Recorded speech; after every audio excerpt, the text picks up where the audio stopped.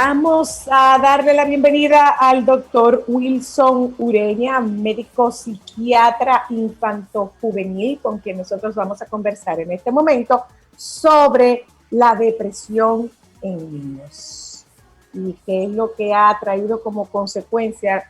Si quieren, nos enmarcamos un poco en cómo los niños han vivido este tiempo de encierro, de aislamiento, en el que se les ha limitado la posibilidad de realizar actividades al aire libre, de quemar energía y no van a la escuela, no ven a sus compañeros, probablemente no ven a figuras importantes que pueden ser los abuelos, que pueden ser los tíos, que pueden ser su maestro, y esto tiene un impacto a nivel de la salud emocional de los pequeños, que nosotros creemos que no se deprimen. ¿Qué va tú a deprimirte? Los muchachos no se deprimen. Pues sí se deprimen, ¿verdad que sí, doctor? Buenas. Está cerrado su micrófono, doctor. Está cerrado su micrófono. Tiene que abrir el micrófono. Su micrófono está cerrado. Está cerrado, estamos esperando. Ok, ahora sí. Ahora sí. Hola, ¿cómo estás? Muy bien, gracias a Dios. Bueno. Doctor, hablamos de los niños que nosotros creemos que los niños no se deprimen, y los niños se deprimen. Entonces, ¿cómo se manifiesta la depresión en niños? ¿O a partir de qué edad, jefa, pudiésemos ver manifestación de depresión en niños? Qué bueno que inician el tema, un tema que es tan actual y que se inicia con el tabú de que la gente piensa, eso que dices, de que los niños no se deprimen, y realmente los niños sí se deprimen. Con relación a la pregunta de la edad, vamos más adelante a abordar parte de ese tema, pero algo importante que debemos tomar en cuenta es que la sintomatología de los niños y los adolescentes es igual en el adulto, solo varían algunos que en el adulto, solo varían algunas sintomatologías diferentes. El niño, por ejemplo, maneja culpa, maneja minusvalía, maneja tristeza, maneja llanto, maneja pensamientos, ideas o gestos suicidas, maneja anedonia o poco deseo de hacer las cosas.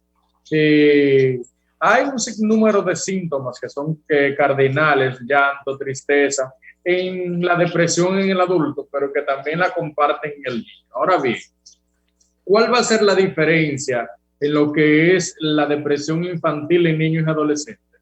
Es que lo que en el adulto quizás la tristeza es el síntoma cardinal, en el niño la agresividad y el cambio de conducta es el punto cardinal. ¿Y por qué me refiero a todo esto? Porque el niño no tiene todos los mecanismos de defensa que posee el adulto para nosotros poder... ¿Se escucha? Ajá, sí, le escuchamos perfectamente. Sí, sí. Ok. Revísalo. Ok. En el niño no tiene los mecanismos de defensa, decía, que tiene el adulto para poder sobrellevar cualquier X situación. O no lo tiene todavía completado de acuerdo a su edad. En este momento, y te decía que uno de los síntomas cardinales en la depresión en niños y adolescentes es la agresividad, que es como si cambiaríamos el llanto y la tristeza por el lado lo que presenta el adulto. Generalmente el niño lo presenta con cambios de conducta o poco deseo, por ejemplo, de ir a la escuela.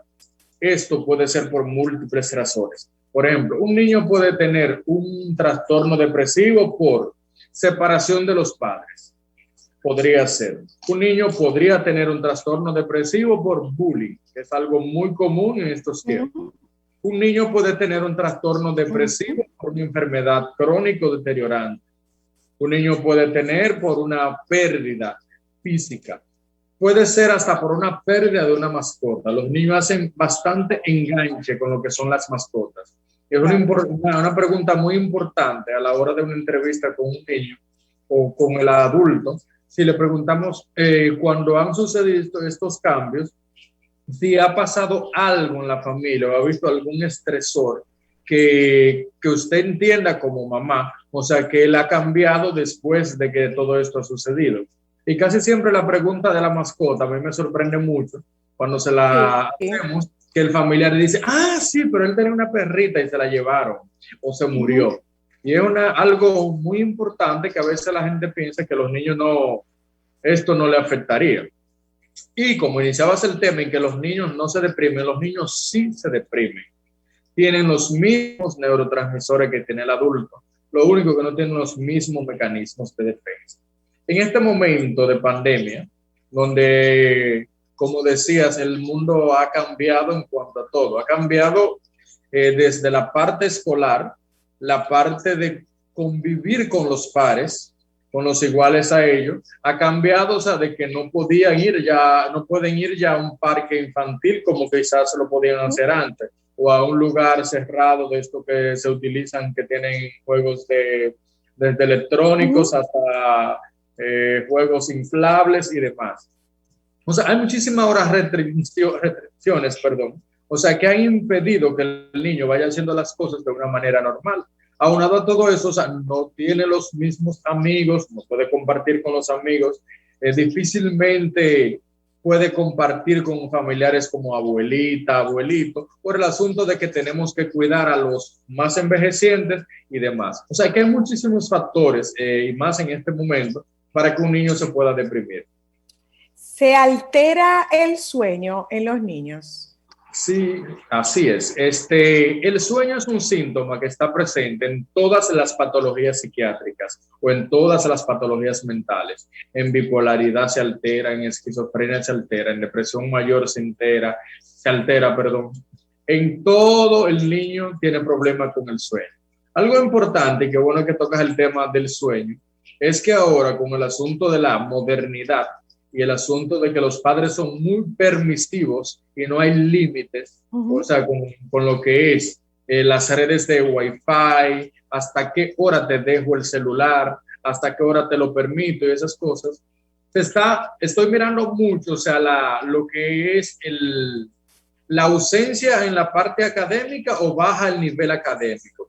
Y es más bien, o sea, por varias razones. Una puede ser, o sea, por el trastorno depresivo, y otra puede ser porque el niño se queda a horas bastante tarde jugando o estando en el TikTok, que es muy famoso, y los memes en los niños y en los adolescentes también, y se quedan por largas horas. Los padres están en su habitación y ellos en su habitación sentarse ahora en la manera virtual, como es la modalidad de la que tenemos, o no tienen deseo simplemente de hacer cosas y se pasan el día dormidos. Y tú dices, ¿por qué será? O sea, que está durmiendo de día y de noche no duerme. Bueno, no duerme de noche porque se la pasa durante toda la noche metido en el internet y juegos electrónicos y demás. Una pregunta, doctor.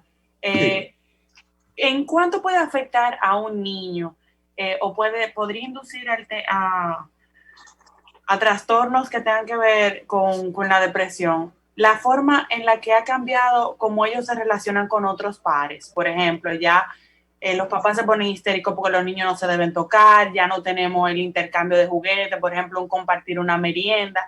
Esa cercanía que tenían entre sus pares, ¿los afecta o todavía no tanto? Sí, a los niños lo afecta todo, porque como te decía, no tienen esos mecanismos de defensa que tenemos los adultos, que si no nos va bien por una parte, pues nos desviamos para la otra y buscamos de dónde sacar. En los niños, o sea, entienden que la modalidad, o sea, debe de ser esa, y que hay cosas que también no lo entienden. O sea, hay cosas que por ellos, por más que entiendan de la pandemia, o sea, que me prohíban, o sea, que pueda abrazar a un amigo o a una amiga, o que pueda compartir un juguete. Hay cosas es un código que no entienden, es un código que no entienden, o sea, claro, este código es diferente. Que aunque sepan que es de la pandemia y que probablemente por ahí se pueda contagiar, pero hay cosas que yo como niño quiero y a mí que me importa. Yo no estoy pensando en eso, o sea, yo quiero mi juguete, yo quiero abrazar a mi amigo y eso yo no le doy, en buen americano, no le voy a dar mucha mente a eso, yo lo que quiero es jugar. O sea, el adulto quizás puede comprenderlo de una manera más prudente, podríamos decir, o se acostumbra más a eso, pero el niño no posee esa posibilidad, esa capacidad de poder entenderlo todo. De hecho, o sea, le estamos exigiendo de más a los niños. O sea, porque queremos que ellos hagan de Una cosa, todo. doctor. Digamos, doctor, que en el caso de la depresión en niños, hay es distinta, las manifestaciones clínicas son diferentes. Digamos que el adulto se retrae, pero el niño sale.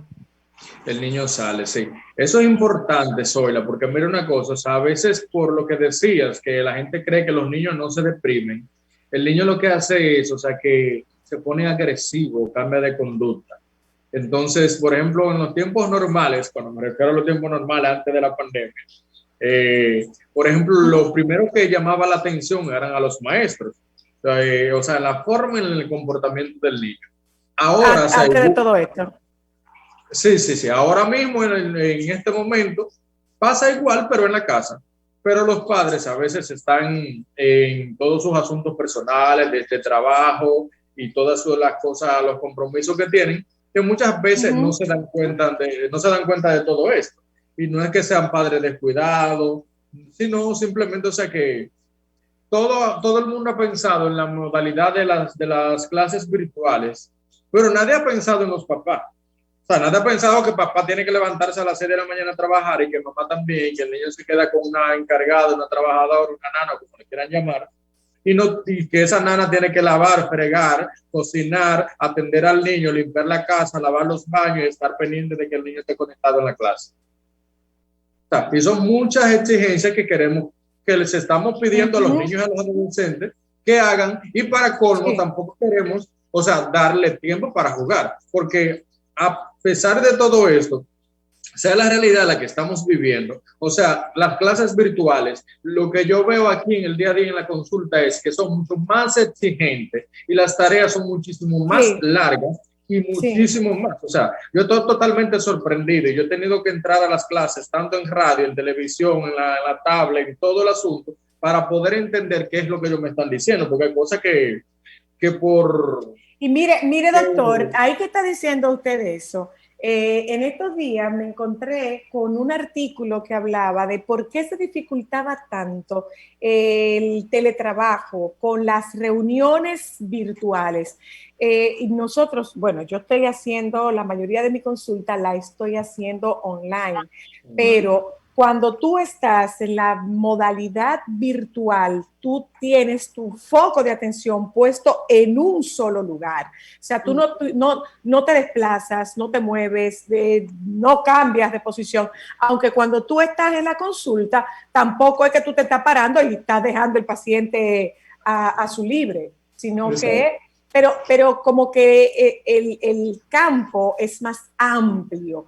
Entonces, si esto ocurre con los adultos que están trabajando o que están tomando clases virtuales y hay esta fatiga, ¿qué puede pasar con un niño o con un adolescente? Es todavía peor. Es todavía peor y eso es importantísimo, o sea, porque además de que tiene la presión escolar, tiene la presión de mamá o de papá o del cuidador que esté ahí, porque es algo, es como te decía, o sea, le estamos exigiendo a los niños y adolescentes más de lo que ellos pueden dar en este momento. De hecho, en España salió en el periódico no hace tanto tiempo cuando reanudaron las clases, o sea, de niños y adolescentes, la población olvidada, me acuerdo del titular. Sí. O sea, ¿por qué? Porque nosotros estamos pensando en que a los niños no les importa esta vaina, que que los adultos, que ellos no sienten. Están felices porque no están yendo a la escuela, que están en su casa. Esto no es así. O sea, los niños están sufriendo más que nosotros, los adolescentes, porque nosotros tenemos una forma de vida distinta. Nosotros todavía estamos trabajando, sea vía virtual o sea presencial. Nosotros quizás fue el primer mes que el asunto de la fase, que no estuvimos, o sea, quizás de la manera presente. Pero después nosotros hemos hecho una vida normal, vamos al supermercado, vamos allí, vamos aquí, vamos a hacer la compra, hacemos nuestra vida lo normal. Los niños están prácticamente secuestrados en la casa, solamente en tareas.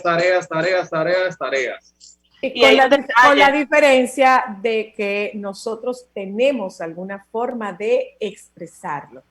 El niño no sabe expresarlo. De hecho, el niño ni siquiera sabe qué es lo que está ocurriendo en su cuerpo. O sea, su reacción es una reacción desconocida para él y no tiene cómo compartirlo. Bueno, me pasa que yo tengo pacientes adolescentes que han sufrido grandes pérdidas, que para ellos son pérdidas importantes, entiéndase. No hubo viaje de graduación, no hubo fiesta de promoción, no hubo, yo perdí contacto con mis compañeros del colegio, yo entré a la universidad, que se supone es un paso trascendental, pero yo no he ido a un aula. Yo no he ido a un aula. Entonces, todas estas son cosas que inciden en el estado de ánimo de un adolescente, en el caso particular del adolescente. En el caso particular de los pequeños, de los más pequeñitos, los que están en edad preescolar, tenían un círculo a través del cual ellos se habían ido relacionando y no tienen eso. Y tú le das una explicación, bueno, pero es que no se puede porque hay un virus. Sí, pero es que incluso el virus, es importante que nosotros tengamos claro, es muy abstracto para el adulto. ¿Qué tan abstracto puede ser para un niño? Muchísimo más. O sea, y esas cosas son importantes porque son de la modalidad, o sea, en la que el niño o el adolescente vive cada día. O sea, la emoción de un adolescente de entrar a la universidad, claro, y que se le prohíba, o sea, vivir esta experiencia. Bueno, y cuando digo se le prohíba, no es porque es por lo que sabemos que estamos viviendo. No es posible ahora mismo. No es posible ahora mismo. Y, o sea, yo me acuerdo que cuando yo entré a la universidad, cuando yo vine de Moca, o sea, la emoción de yo entrar a la UAS. Eso era una gran cosa. Claro, era grandísimo. Es que es un paso, o sea, es que tú estás abandonando una etapa para entrarte en otra. Pero hay que ser grande y tú no pudiste cerrar esa etapa. Claro, pero hay yo me preguntaba, que es, por ejemplo, las actividades propias de tu último año escolar, la recaudación de fondos, las actividades, el lanzamiento de la promoción. Hay cosas que cuando uno entra ya a básica, te hacen sentir que tú eres grande. Y no es solamente cerrar un ciclo, es abrir ese ciclo y cerrar ese ciclo con una graduación, pero hay una serie de actividades propias del último año de la universidad, del colegio, los 2 últimos años. Señores, que uno lo necesita. Se perdieron. Y yo pienso, mira, que eso de, vamos a llamarlo así, que en la República Dominicana no se llama de esa manera, pero en muchas películas, series y demás, que tiene que ver, o sea, con adolescentes, y aunque no tenga que ver, se ve, o sea, el baile de graduación como algo importante y vital. Cómo la gente se prepara para este evento, el adolescente se prepara. Yo me quedo viendo a veces en películas y en series, o sea, ¿qué tanta importancia le da un adolescente a este último día? Porque ahí podría estar muchos factores. Ahí puede estar en que yo nunca en mi vida me he puesto un traje, me voy a poner ese día un traje. Claro. Ahí puede estar la princesa que está esperando a su príncipe azul ese día, claro, con el traje que nunca yo le he visto. Claro. O sea, son muchas cosas, o sea, que el adolescente se crea en su mente y que en este momento, o sea, no pueden suceder. Y esto causa impotencia, tristeza, llanto, como si las cosas no me estuvieran funcionando. O sea, causa muchos sentimientos, o sea, que a veces no lo pueden identificar. Finalmente, doctor, para despedirnos, ¿se medican los niños por depresión como se medican por hiperactividad? Por hiperactividad. Ajá. Mira, la hiperactividad, para iniciar por ahí, siempre se va a medicar. Recordar que el trastorno... Pero hiperactividad diagnosticada, no la actividad normal y natural de un niño, que es un niño activo. Eso es importante porque ahora los padres creen que de que un muchacho se menea 2 veces y que le encanta ponerle la etiqueta de que él es hiperactivo. De hecho, me lo traen aquí a mi consulta y yo veo a los padres más ansiosos que al niño. Claro, él tiene déficit de atención. Él tiene déficit de atención, o tú quieres... Yo soy muy dinámico en la consulta, y yo digo, no, será muy espontáneo, yo soy como soy, y yo siempre estoy como con la mano así, diciendo ahora, papá, espérese, cállese, deje tranquila, porque usted está peor que el niño. No se lo digo así, está peor, porque podría ofenderlo, pero es que el niño, o sea, yo le digo, mire, con tan solo yo mirarlo, él se esté moviendo ahí con eso, yo puedo hacer diagnóstico. Pero si Claro. usted me le está prohibiendo que haga todo, o sea, yo no puedo ver, o sea, si el niño realmente es hiperactivo o es simplemente una hiperactividad normal que está pasando. Claro, claro. Y la hiperactividad siempre se medica. Ahora bien, hay criterios para medicar la hiperactividad. Es recordar que hay hiperactividad tanto de predominio inatento, de predominio hiperactivo y de predominio mixto. Y cada una de estas tiene, aunque sea una misma medicación, pero tiene un enfoque distinto. Y que la hiperactividad, que puede ser un tema que podemos tratar en otra ocasión, que es Por favor, claro que sí, doctor. Claro, es un tema importantísimo y que se da con bastante frecuencia. Y siempre hay que medicar, pero con los criterios del lugar. O sea, no podemos ir medicando a un niño porque se esté moviendo mucho. Para medicar a un niño con hiperactividad tenemos que tener electroencefalograma, tenemos que tener tomografía de cráneo o resonancia magnética porque tenemos que estar pasando a nivel de ese lóbulo frontal, que es donde está el aspecto de la ejecución del niño. Tenemos que tener analíticas normales y tenemos que tener la rutina de analíticas, perdón, y que estén normales, y que tenemos que tener también una evaluación cardiovascular, porque esto podría, la medicación podría tener efectos adversos en lo que es el segmento QT de lo que es el electrocardiograma, y es algo que quizás Pero no en el caso de la depresión, finalmente. En el caso de la depresión. ¿Se medican los niños con depresión? Sí, pero mira una cosa, Zoila, y esto sería bueno que sea bien escuchado. Hay que ser bien cauto, bien profesional y ser bien papá. Y te digo por qué ser bien papá, porque si tú no quieres que te le hagan algo a uno de tus pacientes, tú como papá tampoco quisiera que te le hagan algo que le perjudique a tus hijos. Y yo siempre pienso en eso. Siempre yo pienso, bueno, si a mí no me gustaría que me le mediquen a mi hijo con esto, hay que ver primero. Lo primero es la edad. No todos los niños se medican, hay que ver, o sea, el criterio edad, número 1. Número 2, ¿qué tan importante sería si la medicación puede hacer un efecto realmente necesario o solo se puede resolver con terapia cognitiva conductual o con cualquier otro tipo de terapia que sea necesario dependiendo de la patología que tenga? O sea, habría que ver, o sea, muchas veces nosotros los psiquiatras somos parte de lo que yo llamo el cuco, como la población americana lo llaman, el cuco de los niños, porque los papás piensan que desde que lo llevan a un psiquiatra lo van a medicar. No es así. O sea, desde que cuando te llevan a un psiquiatra, es obviamente porque ya ha pasado por manos de Zoila, que es psicóloga, que ya ha pasado una batería de pruebas psicométricas y que ella como profesional del área de la salud mental ha entendido que en este momento el niño necesita medicación y cuando viene aquí yo hago otra evaluación y no es que esté desconfiando de Zoila, sino que yo hago mi propia evaluación y conjuntamente le pido los reportes que le haya hecho Zoila, Juan o María o quien le haya evaluado. Y es importante saber, o sea, cuándo medicar y cuándo medicar. Y digo esto es importante porque hay muchos niños medicados a la ligera. No se medica a la ligera. Con los niños son otras cosas. Por eso está la especialidad de niños y adolescentes. Y tu hermana, que fue parte de la que me formaron en psiquiatría de niños y adolescentes, o sea, nos dio mucha luz y mucho que ver a la hora de medicar a un niño. Sé que hay psiquiatras de adultos que nos escuchan y realmente, o sea, vamos a tener un poco más de cautela a la hora de medicar a un niño. Es importante saber, para despedirnos, doctor, que un niño, un adolescente no es un adulto en miniatura, por lo tanto debe ser tratado por un especialista en el área. Y el especialista que trata a los niños es el pediátrico, tan sencillo como eso. Doctor Ureña, un abrazo. Yo sigo esperando por mi paella. Mire, doctor, me llegaron unas sardinas. ¿Qué? La estoy juntando. La estoy juntando para nuestra paella. La estoy juntando para nuestra paella, doctor. Gracias, Wilson. Un abrazo grandote. Un abrazo fuerte para ti. Quiero hablar de TDAH. A mí me encanta ese tema. Anotado está. Gracias, doctor. Gracias. Nos juntamos con ustedes en un momentito. Hablamos con Clarisa Guerrero y con Luchi Daguarre. Estamos tratando el tema de la muñeca.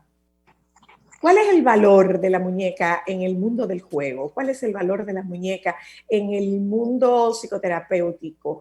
¿Cuál es el valor de la muñeca en la infancia? De eso estaremos hablando con Clarisa Guerrero y un poco conocer la historia de la muñeca con Luchi Daguarre. Nos vamos a publicidad, ya volvemos. Solo para mujeres.